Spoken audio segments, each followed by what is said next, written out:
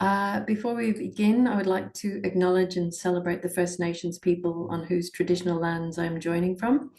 I would specifically like to acknowledge the Bidjigal people that are the traditional custodians of the land on which the UNSW Sydney Kensington campus stands. I would also like to pay my respects to the elders, both past and present, and extend that respect to other Aboriginal and Torres Strait Islanders who are present here today. So my name's Kira Smith. I'm a Senior Research Fellow at the Social Policy Research Centre here at UNSW Sydney. And I'll be hosting today's seminar. So today we're delighted to have Dr. John MacArtney, who will present a narrative analysis of the impact of the COVID-19 pandemic on patient, carer, staff, and senior manager experiences of hospice specialist palliative care in the UK. Dr. John MacArtney is a sociologist and a Marie Curie Associate Professor at the University of Warwick. His Economic and Social Research Council project provided the only in-depth multi-perspective exploration of the impact of the COVID-19 pandemic on hospices in the UK. So John's going to speak for around 40 to 45 minutes, and that will be followed by a Q&A at the end of the presentation. So before we begin, just if everyone can make sure they've muted themselves, as this will help with the audio.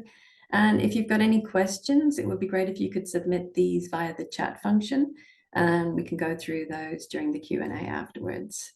And also just to please note that Zoom has this auto captions function that you can turn on by clicking the CC closed captions button towards the right hand at the bottom of the screen. So I'm going to hand over to John now. Thank you, John. And just by the way, actually, just to note that John is joining us from the UK, as is my colleague Emma, and it's 7 a.m. for them. So good job to them for getting up and presenting for us. Much appreciated. No, thank you very much. Thank you so much for inviting me along to speak with you. Yeah, really look forward to discussing this project with you and hearing how people react to some of the reflections towards the end, and I'd be interested to get people's input on that. You'll spot in a few places a QR code pop up. It's the same QR code. It will just take you to the main study website if you're interested in any of the papers that or reports that I mentioned during this talk. You can pick those up there. I've also put a link in the chat. Hopefully you can see that. That should take you through as well. So. And if you've got any questions that come to you afterwards, do just drop me an email or DM me on Twitter, and I'll be very happy to get back to you and respond. So let's see. It is not clicking through. There we go. So the first thing to say, yes, this is an Economic Social Research Council funded study. It was I was very fortunate to lead a large team of people into looking into this topic, and so I very much need to acknowledge all their work and that went into helping to coordinate and data collect and do the initial analysis as well. So thank you very much to all of those, and especially to the funders. So just a little bit more about myself. I am a sociologist of dying and palliative care, but I'm based in a medical school. So that means in some respects I'm on a permanent ethnography. I feel like keeping an eye on everything that's going on. But when I'm allowed to and when I get the opportunity to, I like to draw on social and political theory to develop a more critical analysis of interventions in healthcare, and especially around palliative care and approaches to dying. I'm funded by Marie Curie in part, and have been almost 100% previously for the last few years. And part of that fellowship has included being seconded to a hospice in the West Midlands of the UK. And those not familiar, the West Midlands is sort of the west part, the left part of the middle blob of the UK. And that's been a really fortunate post. That's a couple of days a week where I'm essentially helping to head up the research and development part of the hospice.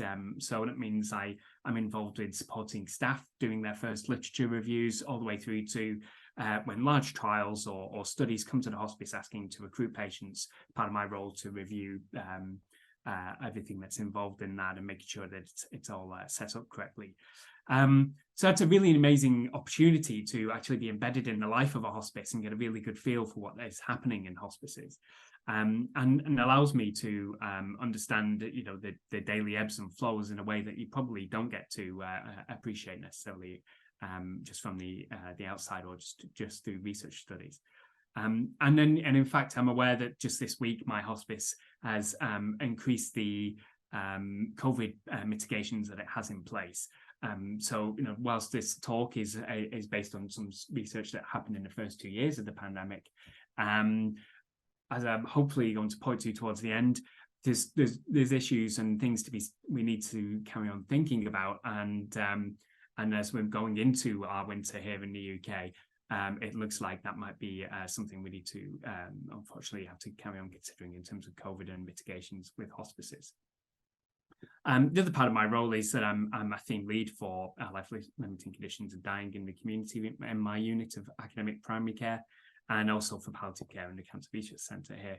And one of the things I've done recently is work with other institutions in the region to help build a research hub around palliative care. So if you're watching this for some reason from the West Midlands, get in touch. Where we have a network there where we share research on palliative care. So today I want to talk to you about this large study that we undertook in the West Midlands. But to start with, I'm going to provide an introduction to palliative care and hospices. Mainly, I suspect we have a number of people are familiar, but just so that everybody is aware of what I'm talking about. And also there are international variations in how we understand what palliative care and hospices are. So just so that you're aware of how I'm approaching this from the UK perspective. I think give you a little bit more of a background to the study, how it's come about, and what we've done. And then I'll tell you a little bit about what we found in two parts, really. The first part, which was the main focus of the funding that we had, was to provide recommendations for practice and policy. But then the main part of this talk that I would like to focus on is analysis. So I've gone back through the data to explore the narratives, so the pandemic narratives that were involved in the stories of the impact of COVID on people's experiences.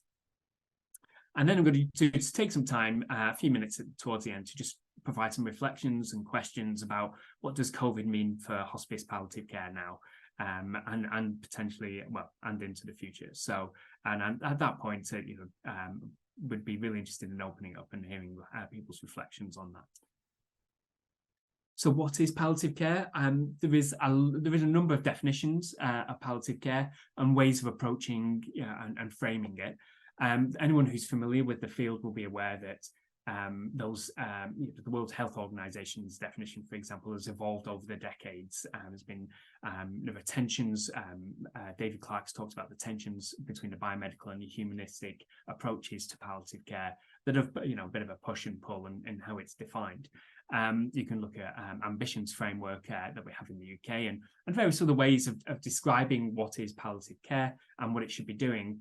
But I think, we can focus, and in common to most of these, if not all of them, I would say, is four key features. First of all, they're orientated around people with terminal conditions or end-of-life care needs or life-limiting conditions, however described.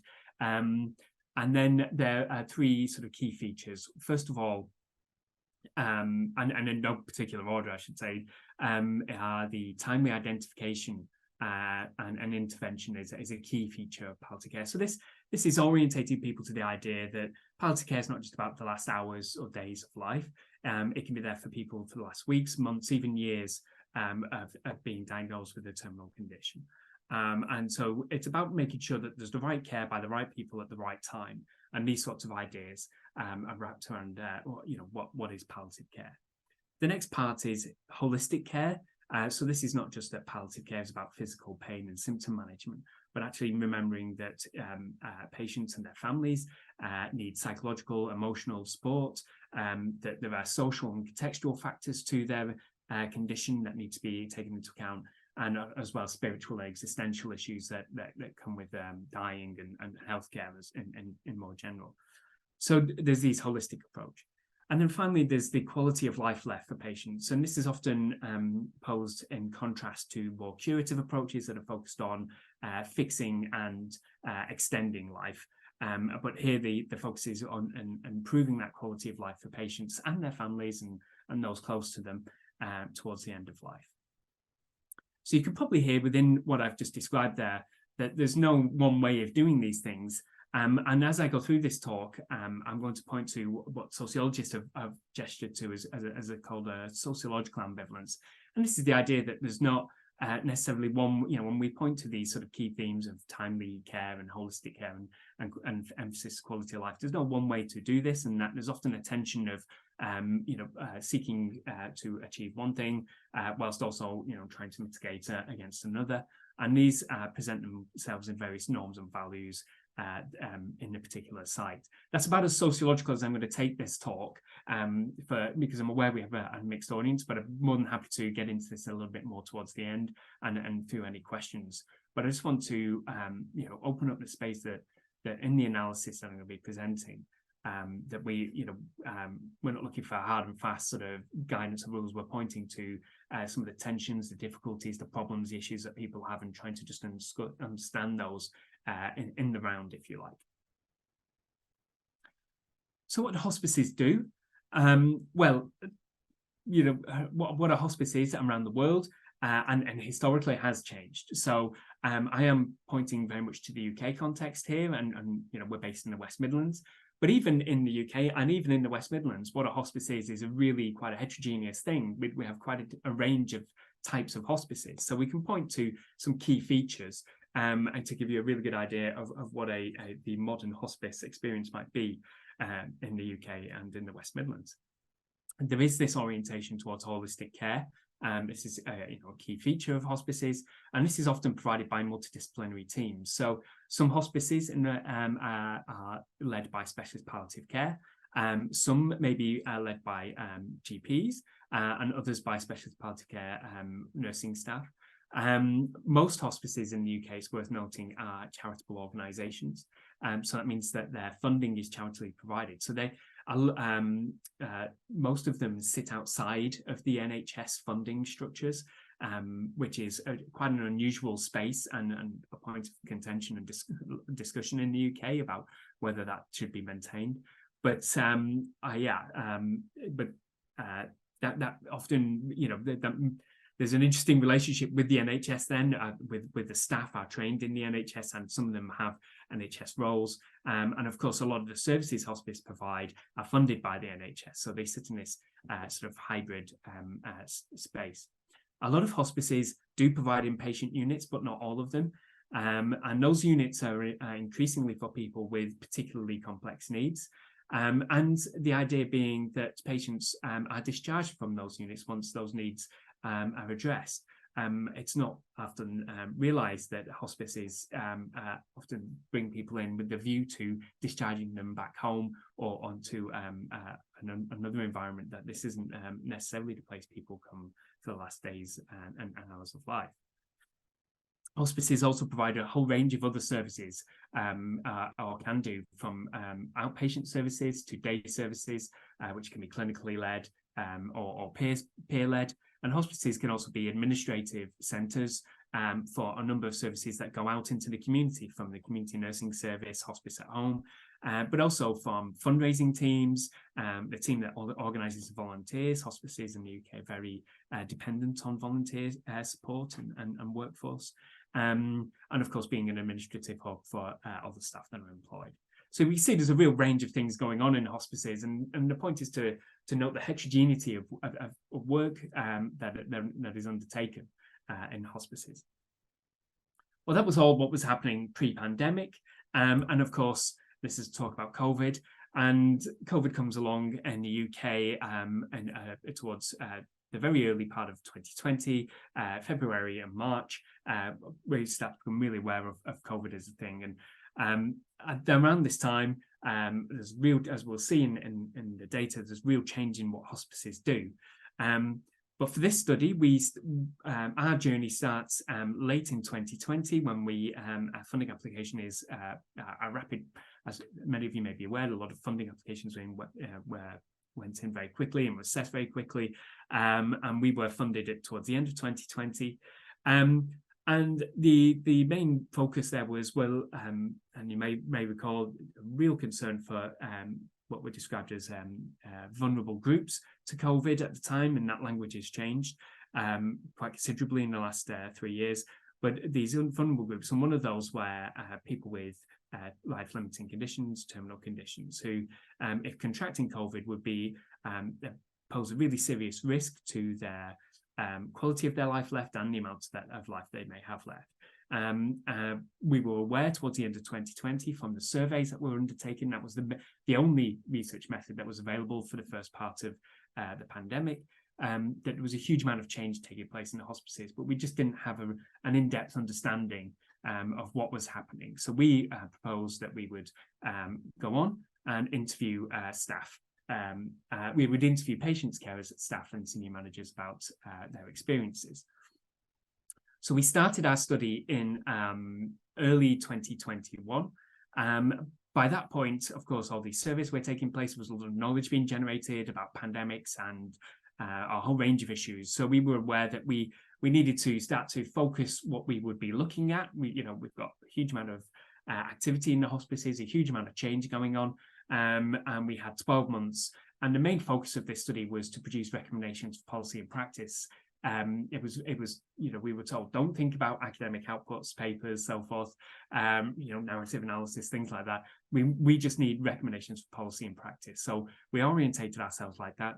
We pulled together a focus group, we did a rapid literature review, we pulled together an expert panel, and we produced 11 key areas that we wanted to focus on in our study. And we've got a paper on that about how we produced those and what those key themes were. We then contacted hospices. We contacted the 13 non-NHS hospices in the West Midlands. 11 responded, amazingly, given the pressures they were under at the time, saying that they would be interested. And if I recall correctly, I think 9 helped recruit in the region. So we did really well in the numbers of hospices taking part. We were able to recruit 70 participants, like I say, across 4 cohorts. And we interviewed those people. And then we produced a report for each cohort. So if you're interested in, for example, patients' experiences of digital healthcare during the pandemic, you can pick up our first report and go to section 9, and you'll see everything you need to know about patients' experiences of digital and remote access to palliative care. Similarly, if you want to know about senior managers' experiences of providing an experience in bereavement, report for section 11 is for you. So that was our main focus, and we wrote those reports, and each report has recommendations for clinical practice in there. As well as that, we collated all that evidence there and produced a final report that was cross-cutting across the 4 cohorts and focusing on 3 key themes.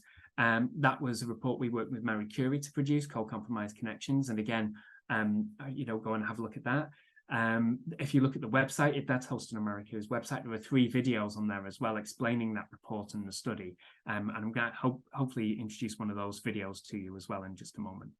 In fact, there we go. So hopefully, I'm just going to take a moment to share this video, which gives to 2.5 minutes, that gives you a summary of some of the key findings from those reports. Just a warning, it's a really well-produced video. The video was really amazing, but it really takes you into those experiences of people in that first couple of years of the pandemic. So just be aware that's the framing of this video. When you're having really hard conversations about, how somebody's going to die and what to expect and how long they've got left to live, to have those conversations with the mask in place and the visor,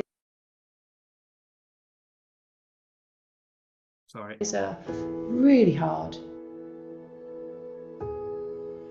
So the study I've been leading for the last year is on the impact of the COVID-19 pandemic on hospices. We've interviewed patients, carers, staff and senior managers in the hospice community.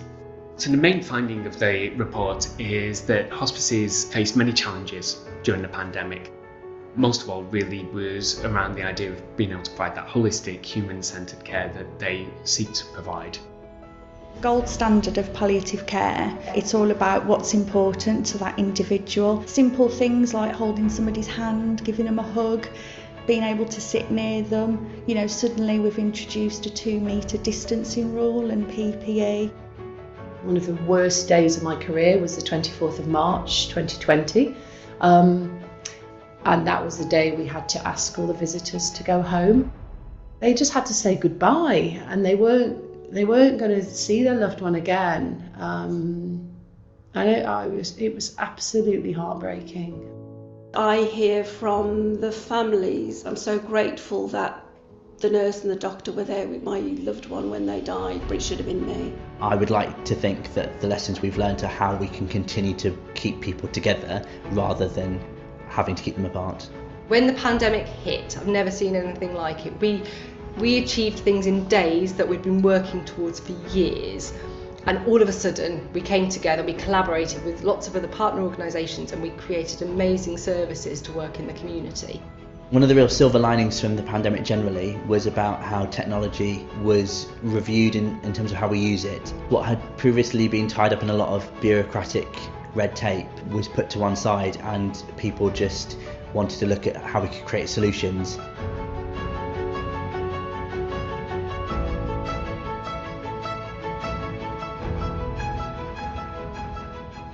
Relatives and loved ones are really still worried about the impact that COVID might have on their loved one. They have limited time already, so actually somebody going in and introducing an infection might impact on that. So it's important for us to continue using PPE. Irrespective of COVID, the priority has still been giving them the best care we can, making them as comfortable as possible and supporting their families just the same way we did before the pandemic. Yes, COVID might throw up some complications, but that's for us to worry about and deal with, not for them to consider. I'm optimistic about the future, but I think it's probably changed me forever, definitely.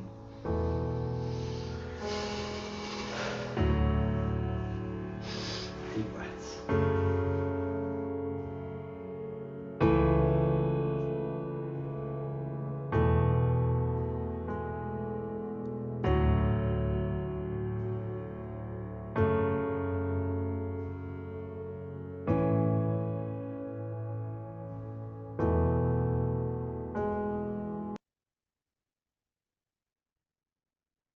So, as you can tell, that video was released around the time in July 2021, around the time in the UK that was called Freedom Day, when a huge number of the mitigations were ended.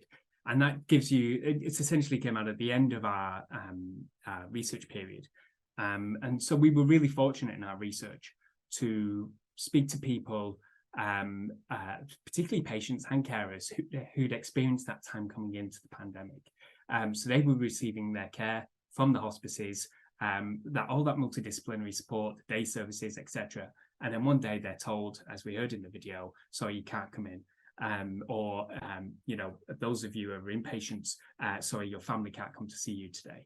And so we were really fortunate to speak to a number of people who experienced that. And also then, because we started, we did our interviews for a whole year, we also heard about the transition through that Freedom Day period when the mitigations ended. And afterwards, so we hear, in that video, a lot of the tensions there around, okay, what does this mean for managing palliative care and the provision of palliative care in this COVID context?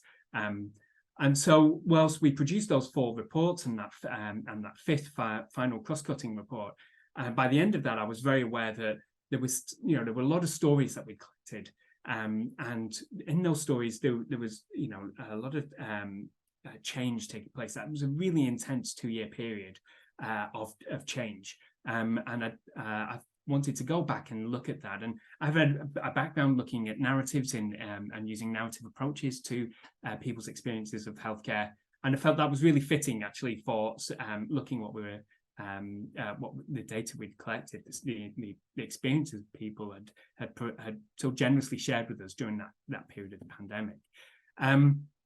So not everyone is familiar with narrative analysis and this distinction between stories and narratives. So just very briefly, stories are the things we tell each other.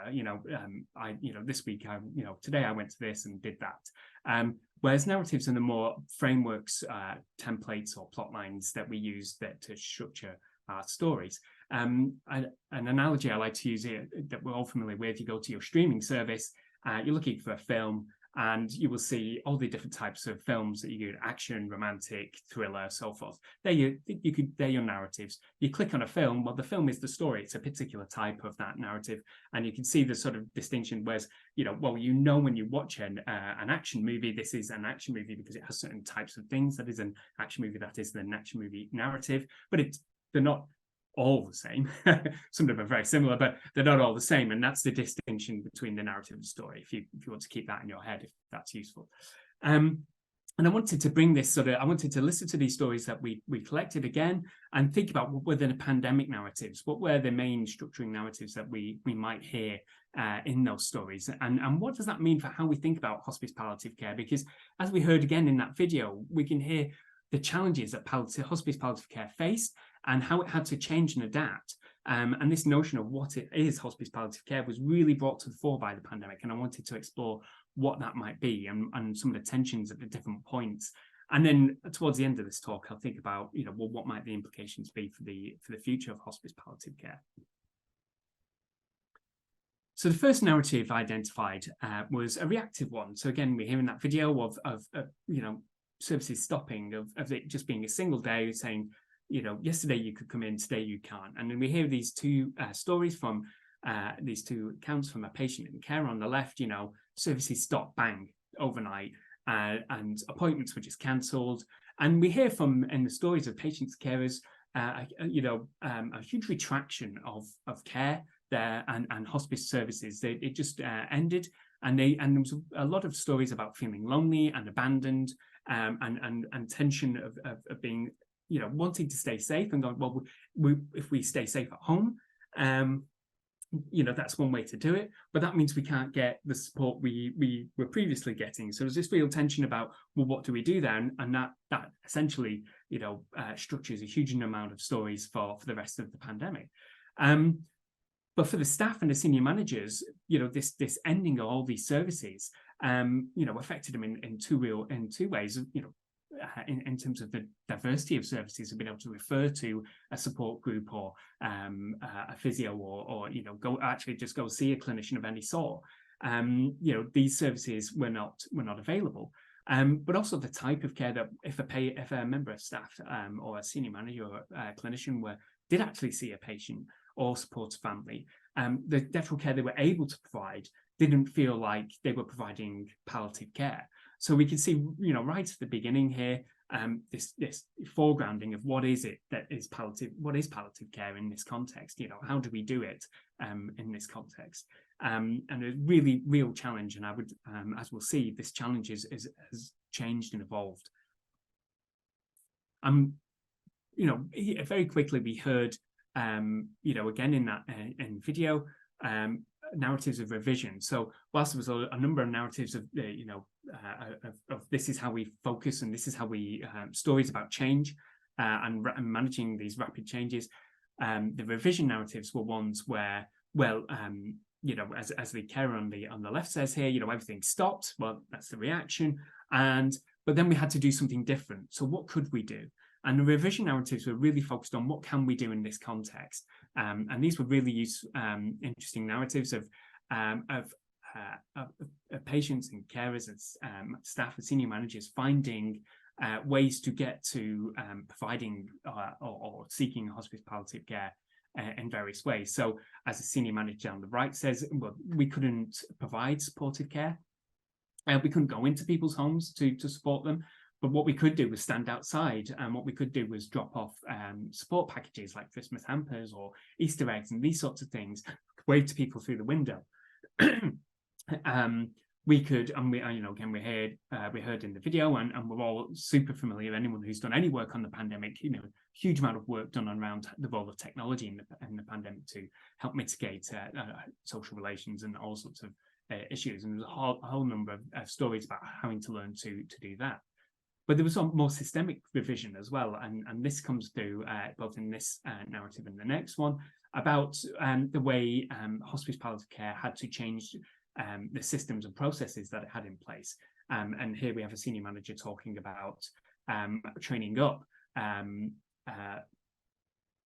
to train up primary care clinicians.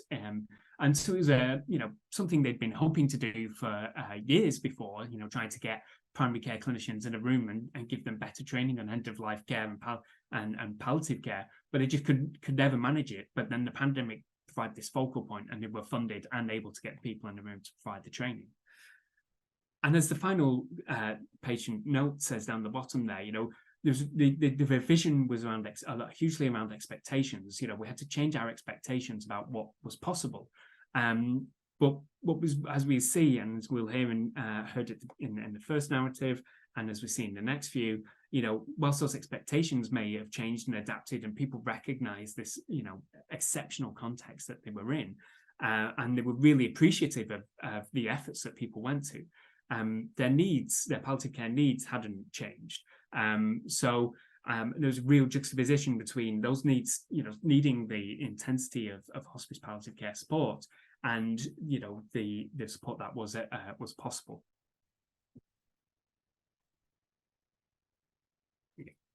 So the next narrative I identified was one around resilience. Now, we have to think of resilience in psychological and individual terms, emotional terms, and we heard so much and again in the video you could hear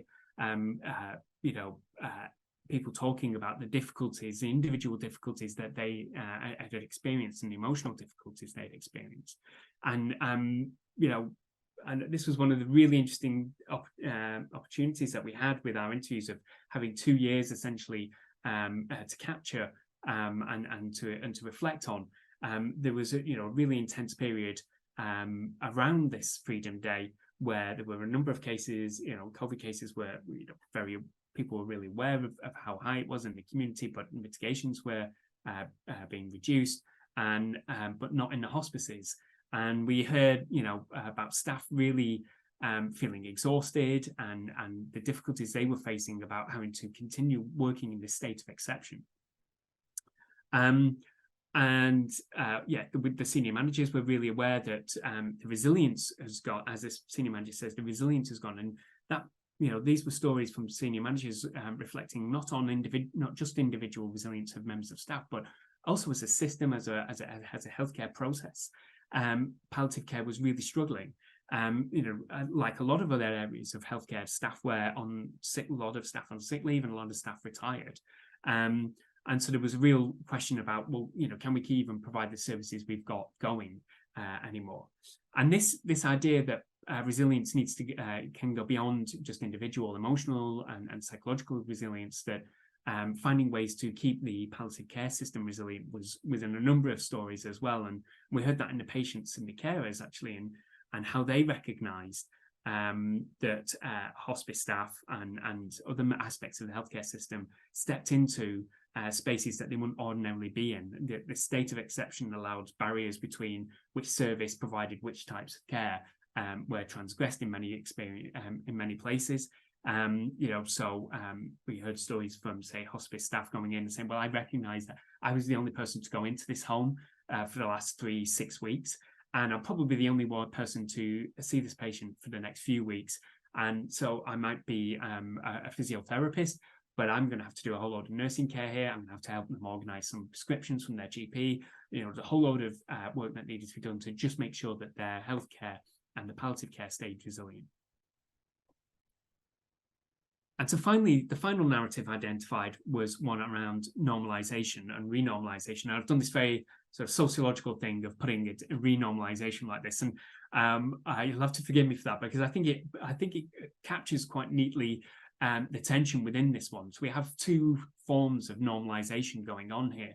We have the first form we can hear in the senior manager quote on the right. Our new norm is to wear masks all the time. So this is the idea that we've got this state of exception, that COVID's brought something new to how palliative care, hospice palliative care, is going to be delivered, and there's a whole load of new things we're going to have to learn to do. Masks became the biggest symbol, but there were whole changes of testing who gets referred to where and how care is delivered and all these sorts of things that changed. And there was a discussion about how do we cope with this state of exception? What do we take from that, and what do we normalize? What do we make part of our future and our everyday going forward? And that was in contrast to stories we heard around renormalization, which were a real desire to get back to life before COVID came along. To renormalize, to go back to have a future that was without COVID. And so we don't need to, get past the state of exception. We don't need to continue with those mitigations. And of course, again in July and leading up to that period and Freedom Day in the UK, but a lot of talk about getting back to and renormalizing life. And this was a really difficult time for hospices in particular, because they recognized that the people they were caring for remained vulnerable to COVID affecting the quality of life, if not also the amount of life left. And this remained a real risk for the people they were supporting. And so they kept a number of mitigations in place, including some testing and masking and visitor restrictions, and if positive cases were identified and all these sorts of things. And that tension between renormalizing and normalizing really affected staff from the abuse they got from some relatives in some cases, but also affected patients and carers, stories and experiences, particularly around this period of Freedom Day and so forth, where the hospice became this safe place. It was the only place they felt able to go where their concerns about their risk of catching COVID and that affecting the quality of their life left, and potentially the amount of life left. The hospice was the only place that was doing things that helped them feel safe, whereas previously safe places where they felt able to go and feel free to go shopping and so forth, they became much riskier places. And as this care says, people were feeling a lot more vulnerable to COVID at that time. So there's real tension in this narrative of normalization and renormalization. So there's a lot there, and even with a long talk and an opportunity to talk about these, I've only just really started to touch on the surface. As I said, there's a lot more sociological analysis that gets into the ambivalence in these stories that I in the paper I get into a little more detail. But I just want to point to a few of these here, and a couple of features of narrative analysis as well.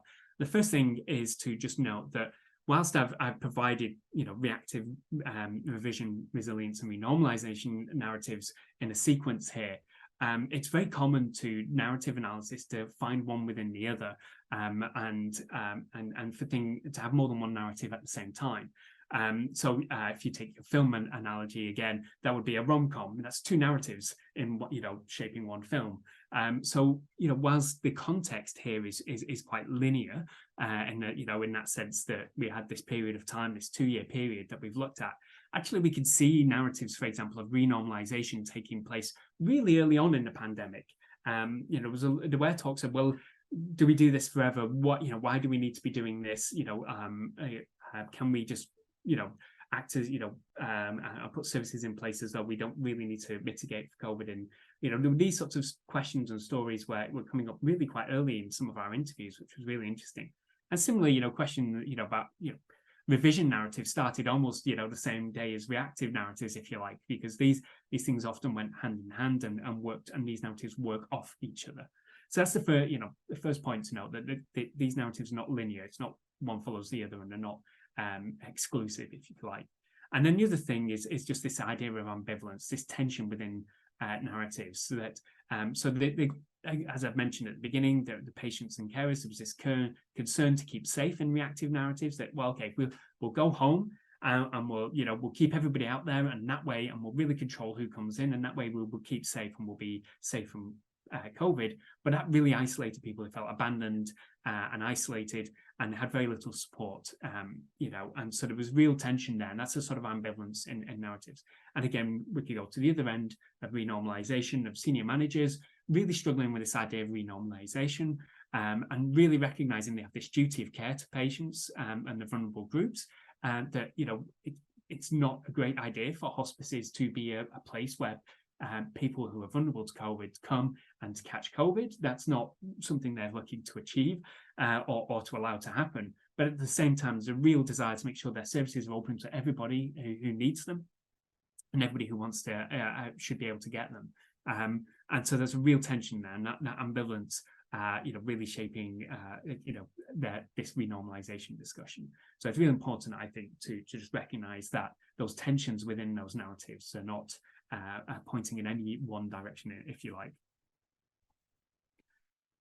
So as I promised, I've got a few minutes left here of my time, and I said let's start thinking about these findings and this analysis for where are we maybe now and going into the future. So I think there's just a sort of a recap of where we are now. So in the UK, it's often described, and I think it's quite common around the world now to talk about living with COVID. Now, for me, there's a silent getting in there. The main idea is that we don't think about it so much, and getting COVID is part of everyday life for most people most of the time now. So we have this norm of living with getting COVID. And this symbolizes a colloquial or everyday move from pandemic to endemic, in my mind at least. Epidemiologists may have some very technical distinctions between those two terms, and that's great. But I think for a lot of people, this everyday life of living with COVID is very much part of the norm in the UK. So we're definitely, we could say we're post-pandemic, but I don't think it's fair to say that we're post-COVID. And that's because there are people who still remain very vulnerable to COVID affecting both the quality of life left and the amount of life left. And that is exemplified here. It's just one way of thinking about it. It was a Department of Health and Social Care with DHSC in the UK produced a report in March identifying the highest risk clinical subgroups, and note the change in language from vulnerable groups to, and it's gone to vulnerable groups, clinically extremely vulnerable groups, to now highest risk. If you look down that list, that's everybody they identified. Most of those are people with life-limiting conditions or could be life-limiting conditions or terminal conditions. So people that hospice palliative care services might be seeking to support, should be seeking to support. So COVID remains a big issue for hospice palliative care, I would argue. So, and one of the key things, if we're focusing on the quality of life left and holistic care and getting the right care to the right people in the right time, then is thinking about, well, how do hospices mitigate that? And one way of framing it, I'm experimenting with, is living with not getting COVID. If we start from that point of view, what does that mean for hospices? And so just some questions and problematizations really on those three key themes, reflecting on the evidence and the findings that I've got so far. This is where I think there's work still to be done, and hopefully I'll be doing some of that work. If I'm successful with funding and so forth. But this is some questions and some ways of framing it. I'd be interested to hear people's thoughts on this, and it might help me refine my thinking around these things as well. Quality of life left remains a really, these are the three key themes of palliative care. So we have this ongoing circulation of COVID, and I think it's worth noting that this might mean within hospices itself. A lot of hospices, and again reflecting on the ones I'm connected with and work with, mitigations become very minimal at certain points of the year, at certain times. And so we have this transmissible disease that we know can affect the quality and the amount of life left. So what does that mean? And how are we framing that, and how might we understand that? Japanese scholar Harari has said, has pointed to how in Japan that COVID has been rolled into those transmissible viral diseases such as flu, colds, and pneumonia as part of the something's going to get you at the end of life discussion. Now, arguably, that you can see how that makes sense, and on the one point, but on another point, it raises the question of what does a transmissible disease mean for hospice palliative care? Is that maybe the wrong lesson or the wrong conclusion to be drawing? And especially in contrast to other transmissible diseases that I know hospices work so hard to mitigate, C. diff, E. coli, MRSA, sepsis, and even bed sores, all of which can affect the quality of life left and experiences of a good death, which is often described as the key goal of hospice palliative care. So there were questions here about what mitigations need to be put in place. Again, remembering that ambivalence of what mitigations need to be put in place and how that affects who can get what hospice care. And that takes us to the next one, which is timeliness, which is, as you know, a framing of hospice palliative care, again, about who gets what care, where and when, and how does the COVID then affect them, you know, what mitigations are put in places in different spaces of hospice palliative care. So in an inpatient unit where you can have quite a controlled environment, you know, that might afford those people at particular levels of care. But what about in the hospice care that's been provided in the community? What about the day services where you've got a lot more movement and flow of people? And what sort of mitigations can you put in place there? And how do you keep that balance? And what does this mean for hospice palliative care as it's thinking about itself in this spatial sense? And also as an acute service, which is something else we might want to point to later. And then finally, just thinking about what is hospice palliative care in terms of its holistic care. I think one of the interesting things that I've found in this study and in some other studies have noted how hospice palliative care really during certainly early stages of the pandemic, but you know, it became clear certainly to scholars who've been looking at and researchers who've been looking at palliative care that the underlying authority of the biomedical approach in hospice palliative care was really evident and at key junctures in the early parts of the pandemic. You know, biomedical approaches, positive approaches to managing palliative care and COVID, and an emphasis that, you know, on physical support, so other aspects of holistic care really faded into the background. And you know, there's maybe some, you know, reflections about, well, how well embedded are these other aspects of holistic care in hospice palliative care? Are they as strong as they might want them to be? And also, I think it's really important to start thinking about what is hospice palliative care, you know, from drawing on disability studies and pointing to the ableist normativity in hospice palliative care. You know, we do see post-COVID framings in a lot of the discussions around hospice palliative care. If I had a very quick look, so this might not be wholly correct, but I had a quick look at all the presentations at Hospice UK, which is the big conference in the UK that's going to take place and as scheduled, and there isn't a single mention of COVID. So this post-COVID framing has a particular understanding of who is vulnerable or not vulnerable to COVID, that understands holistic needs in a particular way and understands the social political context in a particular way. And I think a little bit more critical reflection needs to take place, maybe potentially around that, and particularly around how holistic needs become individualized in very particular ableist formations. I think there's a little bit more work that can be done there potentially. But again, we're quite interested to hear how people think about that. So that's my presentation. I'm aware that I'm just pushing the 45-minute mark here. So as was introduced, as far as I'm aware, this is one of the only studies, and looking at the first 2 years of the pandemic, that's been able to provide an in-depth look, certainly in English, that I've been able to find, and certainly looking at multiple groups and patients in particular, and not that many studies looking at patient experiences for those first couple of years of the pandemic. So that, you know, hopefully there's value in what I've found in purely that. But hopefully you know, would have been able to show in this analysis that, you know, what hospice palliative care was really challenged by the pandemic, and I would argue is continuing to be challenged by the existence of COVID. And I think there's revisions to what hospice palliative care is and can be, particularly if we look at it in terms of timeliness, holistic care, and quality of life left. And at the moment, my thinking is that people who remain vulnerable to COVID, people with terminal conditions, and how it might affect the quality of and the amount of life left, that we need to be thinking about those tensions within there around this idea of living with not getting COVID, and just framing it in that way might help change how we assess the balance of those tensions, and help get a better balance for people with terminal conditions who are getting hospice palliative care support. I've put the reports elsewhere, and the links are in there. So thank you so much for joining me this morning in the UK and whatever time it is in Oz right now. If you want to get in touch, you can DM me on Twitter or drop me an email.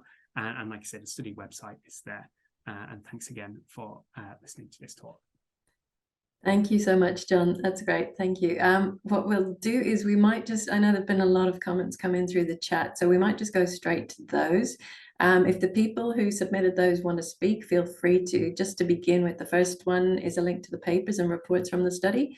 And that was from John. Dr. Anne Lawless, there were a few comments. I think she was impressed with the presentation. Fascinating, relevant, brilliant, and insightful. So if Anne, I don't know if you'd like to take a moment to ask any question. If not, you might be happy with just the comments that you've added to the chat. If you're there, otherwise we might move on to Tanya Carroll, who has a question. Can I ask, of this narrative analysis and stories, does that also come from the principles and practices of narrative medicine? Tanya, if you wish to speak. I actually took part on the weekend earlier Saturday morning in the Los Angeles. It was a cancer community summit they had over there on the Thursday and Friday. I missed out the Thursday session, but I took part in the Friday. It was early morning, but I talk about that narrative medicine, and because when you're talking about the narrative analysis with those in palliative care, would you use some of that narrative medicine from that book or something? That book's been around a couple of years. I'm just starting to learn about it. And it's, I think, even though that was about cancer and you were talking about palliative care, but I say we also help those with mental health issues or disabilities in a way of looking at things in a different positive way. I just thought if you knew about that book. So I don't know about that book specifically, so thank you so much for the link, and I've clicked through, so I will pick that up when I finish. But the narrative analysis I draw from is draws on Arthur Frank's work, who was he's done a lot of work, and I think there's a lot of cross fertilization. I would be surprised if I click through to that book and look in the citations there that if his work isn't picked up upon. But they're very similar sort of ideas around how we think about the role of stories and narratives, and how they affect how we experience healthcare, and just reflecting on the importance of those. So I think you're quite right to point to that, and thank you for the link. That's really helpful. Thank you. All right, so just another comment from Anne, just mentioning hospital-acquired COVID is a big issue here in Australia with recent reveals and statements by AusSage and others. And then Michael Fine, if you've included a very long question here. I don't know if you wish to ask the question in person or... Yeah. Thanks very much. Look, I will take the opportunity. Thanks very much. A very interesting paper. I guess we missed the narrative of what actually happened in the hospices.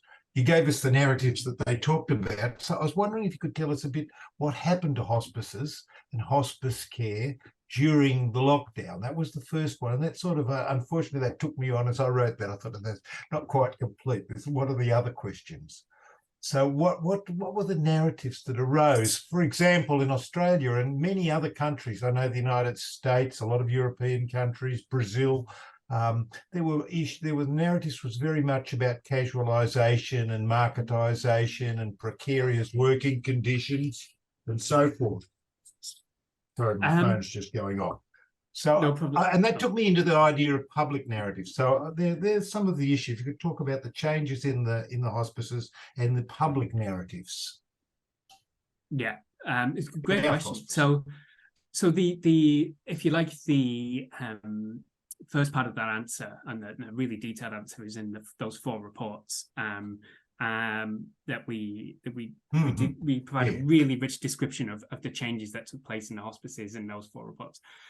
The casualisation and so forth, it was not quite what happened. It was really so volunteers were disbanded. It became really focused on at the very initial.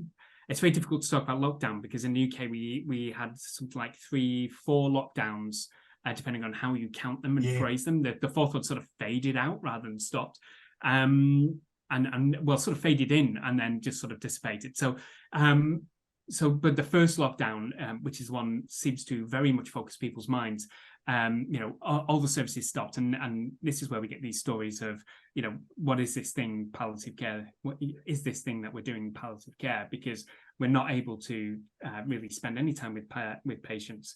We can't touch people. We don't go out to their homes anymore. There was a huge reorganization of staff. People were just told, and then I get into this into the paper. We've got a really great quote from senior manager who was just like, all the niceties of management theory just went out the window. We just told people where to go and what they were doing, and it was great. So there was a real reorganization. We had things called Nightingale hospitals, hospitals in the UK, which were essentially huge spaces that were created, and hospices were charged with providing a huge amount of the palliative care staff. These were expected to be, sports halls full of people dying, and so hospices were like, give us your staff to come and teach us how and lead these spaces. So there was a lot of staff were lost to that. So yeah, there was a lot more going on, and a very clinically focused sort of narratives, if you like, there. And how these things engage with the public narrative, I think, is a great question.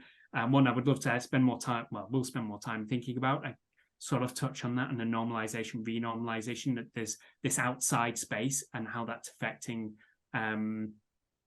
understandings of what is possible within hospice. And I think that is essentially, the ongoing work that we need to be part of the ongoing work we're looking at, and the tension that creates, that hospices, set up this bubble, this space, or had done, of where it was a safe place for patients and their families to come, where there was a lot more mitigations. But outside of that, there was a lot of talk about, you don't need masks, COVID's over, it doesn't really affect anyone, even the vulnerable don't exist anymore. And that caused a lot of tensions, as we saw in some of the stories for staff as well. So there's very good questions, and definitely a lot more that can be done and said about that. I take it you're probably the only study that I've come across on palliative care, but of course the absolutely fantastic work done through the LTC huge study in Britain, but across a range of other countries too. The one LTC responses to COVID-19 studies that covered over 30 countries, looking at residential care in massive detail, sometimes fortnightly reports, etc. A lot of bit more clinical focus, I suppose, but a lot of sociological emphasis, and a lot of care researchers and so forth were working on all of that. You know that one? I'm vaguely aware of it. I haven't engaged. It is really worth following up. Yeah. Do you need the link, or? No, I just found it very easy to find. Yeah. I think you will find it easy to find. But the main study was called CovPal over here, that looked at the role of palliative care specifically, but that was survey results. And I think what's quite interesting about most of the studies that I found so far, and one of the papers that I've not mentioned, we reviewed in late 21 all the policy recommendations that had been generated that apply to hospices, and not one of them had any interviews with these were in the UK. I must focus on that, specifically England actually, but not one had interviewed patients. So and very few of them were interviews. I think there was only one interview study, and that was with volunteers at that point. And now I'm aware there's a lot more come out of interviews with carers and with staff in particular. They were the sort of, if you like, more easy to access groups. The distinction between carers and between staff and senior managers, I think, is an important one. Certainly in our findings, we found really interesting tensions there between the two groups. But like I say, with patients, there's not so much that have come, and especially capturing that. Whilst I appreciate what we caught was retrospective, but I was, we did speak to people who were, were able to provide a really interesting conversation and stories about what happened to them in that time. And that was really interesting to capture those. And I should note, all of those 78 interviews and will be available and publicly available in a resource in the UK. and the UK Data Archive. So they're going to be there for historians now to go back at and look at as well, which I think is a really important thing as we move on with COVID. Yeah. What does that mean? I think we need to, our views will evolve and change. Yeah. All right. Well, look, thank you, everybody. We're out of time, I'm afraid. But look, thank you, John, for getting up so early today, and Emma in support, solidarity with this early rising. Thank you so much for presenting today. I think there were a lot of really, it was very well received. A lot of questions and appreciation for your insights. So thank you again. And thank you to everybody else who joined today. So the next SPRC CSRH seminar will be on the 24th of October with Dr. Joyce Vu of UNSW Sydney, who will present on women's empowerment or bargaining with the patriarchy, a case study of Bangladesh migrant women workers' experience. So John, if you want to wake up early for that one, feel free to set your alarm again. Thank you, everybody. Lovely to see you all. And join us again another time. Thank you. Thanks, Kira. Thanks, John. Thank you. Thank you, everybody. Yeah.